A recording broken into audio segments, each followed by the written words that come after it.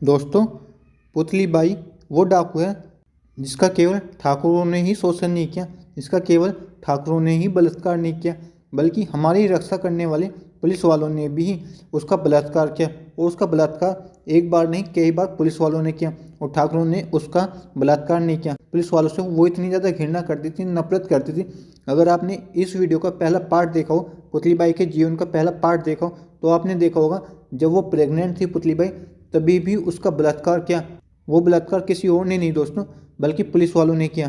क्योंकि किसी लड़की की सुंदरता भी एक लड़की के लिए अभिशाप बन जाती है। तब खुद देश की रक्षा करने वाले, तब खुद नागरिकों की रक्षा करने वाले इस तरह का घिनौना अपराध करते हैं दोस्तों। तो दोस्तों, अब बारी आती है पुतली बाई के बदला लेने की, क्योंकि अब पुलिस वालों ने अपना रंग दिखा दिया था और उसका बलात्कार बार बार किया था। जब वो प्रेग्नेंट थी तब भी, और जब वो एक कैदी थी तब भी पुलिस वालों ने उसका बलात्कार किया।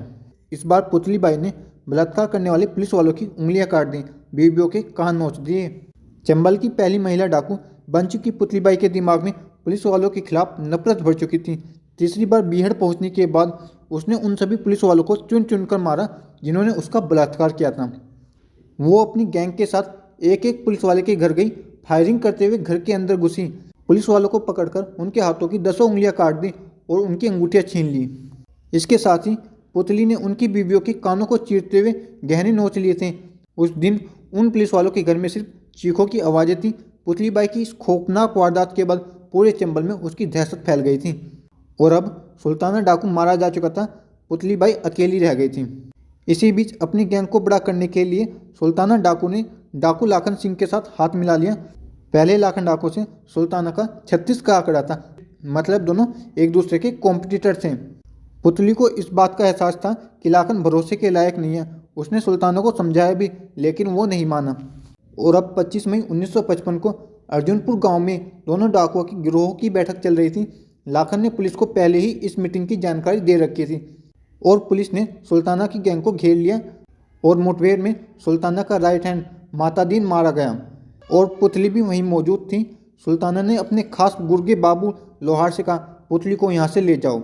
और इसी बीच लाखन के इशारे पर उसके साथी कल्ला ने सुल्ताना पर गोलियों की बौछार कर दी। सुल्ताना वहीं पुतली बाई के सामने मारा गया और पुतली भीतर ही भीतर टूट गई। सुल्ताना के मरने के बाद बाबू लोहार ने लाखन से हाथ मिला लिया और अब पुलिस ने फिर से झूठ बोला। पुलिस ने मीडिया को बताया कि सुल्ताना का एनकाउंटर पुलिस ने ही किया था। और इसके बाद साल 1956 में पुतली बाई ने तब के प्रधानमंत्री पंडित जवाहरलाल नेहरू को खत लिखा और ये बताया कि सुल्ताना की हत्या पुलिस ने नहीं बल्कि डाकू लाखन ने की है और उसको सज़ा मिलनी चाहिए। पुतली ने कई दिनों तक इंतजार भी किया, परंतु कोई न्याय नहीं मिला। और अब डाकू बाबू लोहार हर दिन पुतली बाई का बलात्कार करने लगा। और अब सुल्ताना की मौत के बाद पुतली बाई अकेली और लाचार हो चुकी थी। बाबू लोहार गैंग का मुखिया बन गया था। बाबू पहले से ही पुतली की खूबसूरती का कायल था और अब हर दिन उसका बलात्कार करने लगा। डाकुओं से घिरी पुतली कुछ नहीं कर सकती थी, इसलिए वह सब कुछ बर्दाश्त करती रही। लाखन और बाबू की गैंग एक साथ ही बैठा उठा करती थी। इन्होंने अपनी लूट और हत्या की वारदातों को और ज़्यादा बढ़ा दिया और अब पुलिस सख्ते में आ गई और इनके पीछे पड़ गई। एक दिन बीएड में बाबू लोहार और लाखन की गैंग साथ में बैठी थी। पुलिस ने हमला बोल दिया और पुतली बाई इसी दिन का इंतजार कर रही थी। बाबू लोहार, कल्ला और लाखन पुलिस की गोलियों का जवाब देने लगे थे और तभी पुतली बाई ने बंदूक उठाई और इन तीनों को गोलियों से भून दिया और अपने पति की मौत का बदला ले लिया। और अब पुतली बाई 30 साल की हो चुकी थी और 30 साल की उम्र में पुतली बाई गैंग की सरदार बन गई। और अब पुतली बाई ने अपना दायां हाथ कटवा दिया। बाएं हाथ से भी पुतली सटीक निशाना लगाने लगी। बड़ी गैंग को चलाने के लिए पुतली को और ज़्यादा पैसों की ज़रूरत थी। उसने लूट अपहरण की वारदातों को तेज कर दिया। पूरे चंबल में उसके नाम की तूती बोलने लगी थी। लोग खौफ में जीने लगे थे। अपहरण के बाद फिरौती न मिलने पर हत्या कर देती थी और उसकी लाश को उसके घर पार्सल करवा देती थी। इन खौफनाक वारदातों के चलते पुलिस की कई टीमें जंगल में उतर चुकी थी। पुलिस के साथ एक मुठभेड़ में पुतली के दाएं कंधे पर गोली लग गई थी। हाथ बुरी तरह से जख्मी हो गया था। शरीर में गोली का जहर न फैले इसलिए पुतली ने अपनी गैंग के एक डाकू से बोलकर अपना हाथ ही कटवा दिया था। हाथ न होने की वजह से उसे बंदूक चलाने में दिक्कत आने लगी थी, इसलिए लैप्टी पुतली ने बाएं हाथ से गोली चलाना सीखा। कुछ ही दिनों में वो अपने बाएं हाथ से इतना सटीक निशाना लगाने लगी थी कि बाकी डाकू उसका निशाना देख अचंभित होते थे। और अब इसका खौफ इतना ज़्यादा बढ़ चुका था कि भिंड, मुरैना, ग्वालियर से लेकर चित्रकूट, इटावा जिलों तक के लोग उसका नाम सुनते ही सहम जाते थे, डर जाते थे। परंतु पुतली बाई की कहानी ज़्यादा लंबी नहीं चली और 32 साल की उम्र में ही उसका एनकाउंटर कर दिया गया। पुतली की वारदातों के चलते नेहरू सरकार भी सख्ते में आ गई थी। उन्होंने स्पेशल टीमों के गठन पर तुरंत कार्रवाई करने के लिए निर्देश दिए। एसटीएफ की टीमों ने जंगल में डेरा डाल दिया और 23 जनवरी 1958 को कोथर गांव में पुलिस ने पुतली की गैंग को चारों तरफ से घेर लिया। और अब कई घंटों की फायरिंग के बाद पुलिस ने पुतली और उसके गैंग के कई सदस्यों को मार दिया। जिस वक्त पुतली का एनकाउंटर हुआ तब वो केवल 32 साल की थी और इस मुठभेड़ में पुलिस के कुछ जवान भी शहीद हुए थे। और अब पुतली बाई की बेटी कलकत्ता में व्यापार कर रही है।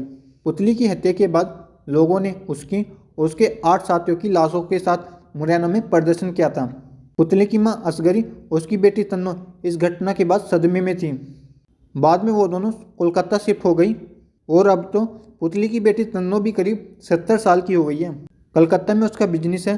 पुतली की मौत के 64 साल बाद भी उसे चंबल की पहली और सबसे खूबसूरत डाकू महिला के तौर पर याद किया जाता है। दोस्तों, अभी तक पुतली के जीवन पर कई सुपरहिट फिल्में बनी और अब एक और बन सकती हैं।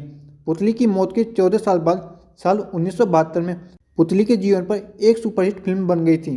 फिल्म का नाम भी पुतली बाई ही था। फिल्म को अशोक रॉय ने डायरेक्ट किया था।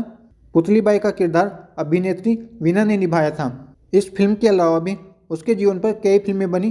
अभी साल 2019 में ऐसी चर्चाएं थी कि डायरेक्टर राकेश ओम प्रकाश मेहरा डाकू पुतली बाई पर एक और फिल्म बनाने जा रहे हैं। तो दोस्तों, ये थी पुतली बाई के जीवन की पूरी कहानी कि कैसे उसने संघर्ष किया और कैसे वो पुलिस वालों से लड़ी और कैसे उसके साथ अन्याय हुआ। क्योंकि दोस्तों, डाकू लोग बाग अपने मन से, अपनी इच्छा से नहीं बनते और ना ही वो पेट से पैदा होते हैं। लोग बाग, पुलिस वाले उनको ऐसा करने पर मजबूर कर देते हैं दोस्तों। तो दोस्तों, अब आप क्या कहना चाहोगे पुतली बाई के बारे में? क्या पुतली बाई के साथ ठीक हुआ या फिर पुलिस वालों ने उसके साथ गलत किया? कमेंट करके जरूर बताएं दोस्तों। मैं आपके कमेंट का इंतजार करूंगा। Thank you for watching this video दोस्तों।